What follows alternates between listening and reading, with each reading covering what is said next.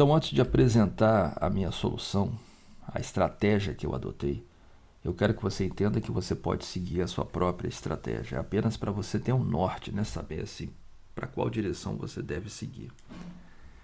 Então vamos analisar aqui como eu pensei em desenvolver esse trabalho. Eu criei aqui 3 outras classes, uma para cores, uma que eu chamei de fractal e uma outra classe que eu estou chamando de partículas. Então, cada pontinho daquele agora eu estou chamando de uma partícula. Tá bom? Porém, a primeira função que você vai ter que criar, pelo menos no meu caso, não foi nenhuma relacionada a essas classes aqui. A primeira foi essa função daqui que calcula as raízes. Então, por exemplo, fixado o grau aqui, por exemplo, 4, eu vou ter essa equação. Então, dado o grau do meu polinômio, eu tenho que encontrar as raízes. Lembra, as raízes elas estão dentro de um círculo de raio unitário. Então, o raio aqui é 1. Então, para esse caso aqui é simples. Dividir isso aqui em 4 partes iguais vai me dar uma raiz aqui, uma aqui e a outra aqui. Tá certo? Mas quando for 3, quando forem 5, 8, então você vai ter que encontrar as divisões, ou seja, você vai ter que encontrar cada ponto desse aqui, tá certo? E na hora de aplicar no programa, eu estou criando aqui um vetor de números complexos, que vai ser raízes, né? Estou chamando esse vetor. E eu vou preencher esse vetor com os números complexos que representam as raízes. Então eu venho aqui.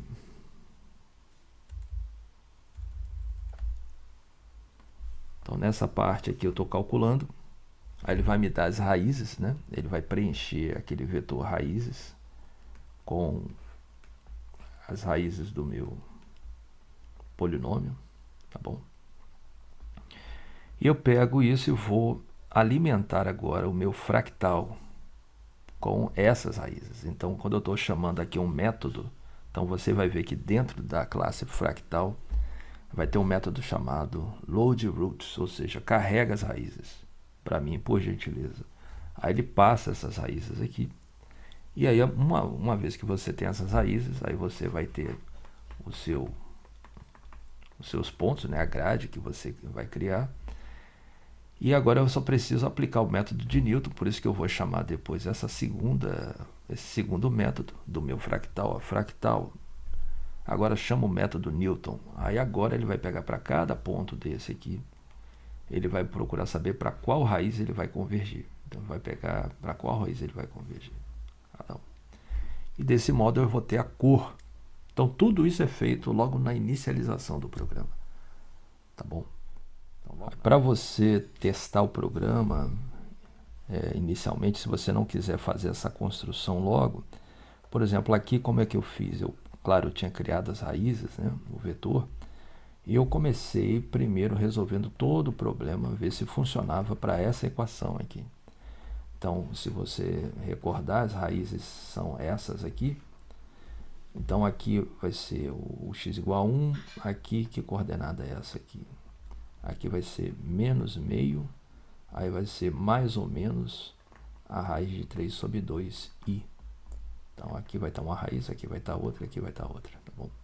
Então eu, por exemplo, apliquei primeiro com essas raízes, não utilizei essa função, aí eu testei esse método, funcionou, aí depois é que eu realmente criei essa otimização e aí deu tudo certo, tá bom?